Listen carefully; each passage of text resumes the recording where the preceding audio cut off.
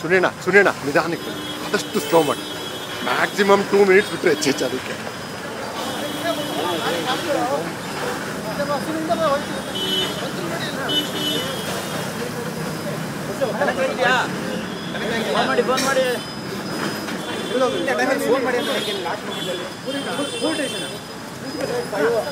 Please wide ಬನ್ನಿ.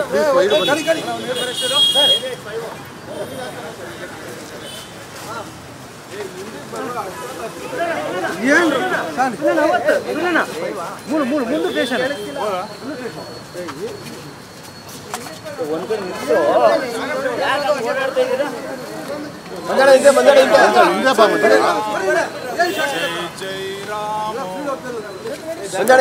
ಹಿಂದೆ ಬನ್ನಿ.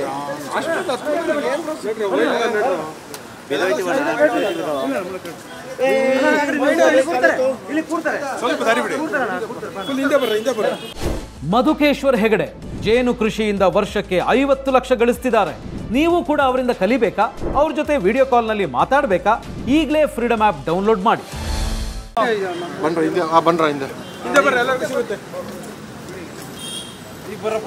ಮಂಜಾಡ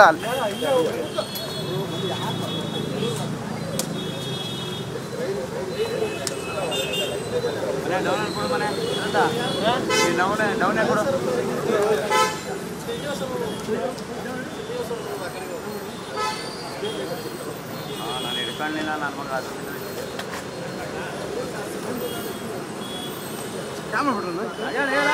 ಕೇಳಲ್ಲ ಹೋಗ್ತಾ ಇದ್ದೆ. ನಾನು ಹೇಳಿಲ್ಲ ಕೇಳಪ್ಪ, ಫೋನ್ ಮಾಡೋ ಇನ್ನೊಂದು ಕ್ಯಾಮ್ರಾ ಇದೆ ನೋಡಿ. ಲಾಸ್ಟ್ ಬರ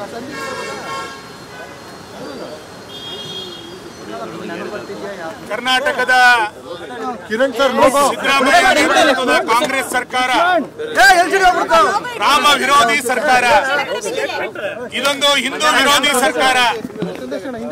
ರಾಮ ಭಕ್ತರನ್ನ, ಸೇವಕರನ್ನ ಹಿಂದೂಗಳನ್ನ ಬೆದರಿಸುವಂತ ಕಾರ್ಯತಂತ್ರವನ್ನ ಸರ್ಕಾರ ಮಾಡ್ತಾ ಇದೆ. 1992 ಡಿಸೆಂಬರ್ 6ನೇ ತಾರೀಕು ನಡೆದಂತ ಅಯೋಧ್ಯೆಯ ಕಾರ್ಯಸೇವೆನಲ್ಲಿ ನಾನು ಮತ್ತು ಸಿ.ಟಿ. ರವಿಯವರು ಒಟ್ಟಾಗಿ ಭಾಗವಹಿಸಿದ್ವಿ. ಚಿಕ್ಕಮಗಳೂರಿನ ಆಲ್ದೂರು ಗ್ರಾಮದಿಂದ ಕಾರ್ಯಕರ್ತರಾಗಿ ನಾನು ಆ ಕಾರ್ಯಸೇವೆಯಲ್ಲಿ ಭಾಗವಹಿಸಿದ್ದೆ. ರೈಲಿನಲ್ಲಿ ಪ್ರಯಾಣ ಮಾಡಿದ್ದೆ. ಸರಿಯೂ ನದಿಯಿಂದ ನಮಗೇನು ಸೂಚನೆ ಇತ್ತು ಆ ಸೂಚನೆಯ ಪ್ರಕಾರ ಕಾರ್ಯಸೇವೆಯಲ್ಲಿ ಡಿಸೆಂಬರ್ 6ನೇ ತಾರೀಕು ನಾನು ಭಾಗವಹಿಸಿದಂತ ರೋಮಾಂಚನಕಾರಿಯಾದಂತ ನೆನಪುಗಳು ನನಗೆ ಇವತ್ತಿಗೂ ಕೂಡ ಇದೆ. ರಾಮ ಮಂದಿರ ಭವ್ಯವಾಗಿ ನಿರ್ಮಾಣ ಆಗ್ತಾ ಇರುವಂತಹ ಈ ಸಂದರ್ಭದಲ್ಲಿ ಸರ್ಕಾರ ರಾಮ ಭಕ್ತರನ್ನು ಹತ್ತಿಕ್ಕುವಂತ ಪ್ರಯತ್ನವನ್ನ ಮಾಡ್ತಾ ಇದೆ. ಯಾವುದೇ ಕಾರಣಕ್ಕೂ ಕಾರ್ಯಸೇವೆ ಮಾಡಿದ್ದನ್ನೇ ತಪ್ಪು ರಾಮ ಭಕ್ತರನ್ನು ಹತ್ತಿಕ್ಕುವಂತ ಪ್ರಯತ್ನವನ್ನ ಸರ್ಕಾರ ಮಾಡ್ತಾ ಇದೆ. ರಾಮ ಮಂದಿರ ನಿರ್ಮಾಣಕ್ಕೆ ಸಿದ್ದರಾಮಯ್ಯ ವಿರೋಧ ಮಾಡ್ತಾ ಇದ್ದಾರೆ. ರಾಮನನ್ನು ಕಂಡ್ರೆ ಸಿದ್ದರಾಮಯ್ಯರಿಗೆ ಆಗೋದಿಲ್ಲ, ಹಿಂದೂಗಳನ್ನು ಕಂಡ್ರೆ ಸಿದ್ದರಾಮಯ್ಯರಿಗೆ ಆಗೋದಿಲ್ಲ. ರಾಮ ಭಕ್ತರ ಬಗ್ಗೆ ಅತ್ಯಂತ ತುಚ್ಛವಾಗಿ ನಡ್ಕೊಳ್ಳುವಂತ ಪ್ರಯತ್ನ ಇವತ್ತು ಸರ್ಕಾರ ಮಾಡ್ತಾ ಇದೆ. ಇದನ್ನು ಯಾವುದೇ ಕಾರಣಕ್ಕೂ ನಾವು ಸಹಿಸೋದಿಲ್ಲ. ಅಮಾಯಕ ಕಾರ್ಯಕರ್ತರು ನಾವೆಲ್ಲ ಕಾರ್ಯಸೇವೆಯಲ್ಲಿ ಭಾಗವಹಿಸಿದವರು, ನಮ್ಮನ್ನು ಕೂಡ ಬಂಧಿಸಿ ಎನ್ನುವಂತ ಅಭಿಯಾನ ಇಡೀ ರಾಜ್ಯದಲ್ಲಿ ನಾವು ಮಾಡಲಿದ್ದೇವೆ.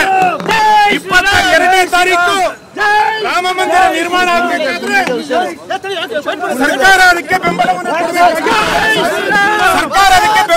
ಕೊಡಬೇಕಾಗಿತ್ತು.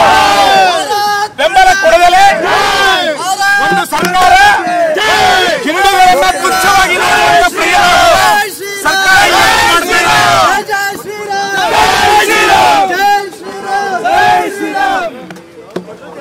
ಪೊಲೀಸರು ಈಗ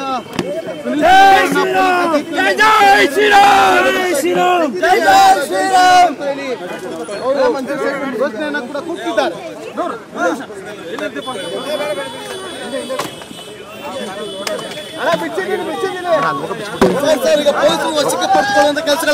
ನಾವು ಇಡೀ ರಾಜ್ಯದಲ್ಲಿ ರಾಮ ಸೇವಕರು ಅತ್ಯಂತ ಖುಷಿಯಿಂದ ಇದ್ದೇವೆ, ಸ್ವಾಭಿಮಾನದಿಂದ ಇದ್ದೇವೆ. ಅವತ್ತಿನ ಸರ್ಕಾರವು ಕೂಡ ರಾಮ ಭಕ್ತರ ಬಗ್ಗೆ ಇದೇ ನಿಲುವನ್ನು ತೆಗೆದುಕೊಂಡಿತ್ತು. ಲಾಠಿ ಚಾರ್ಜ್ ಅನ್ನು ಮಾಡಿದ್ರು, ಗೋಲಿಬಾರನ್ನು ಮಾಡಿದ್ರು.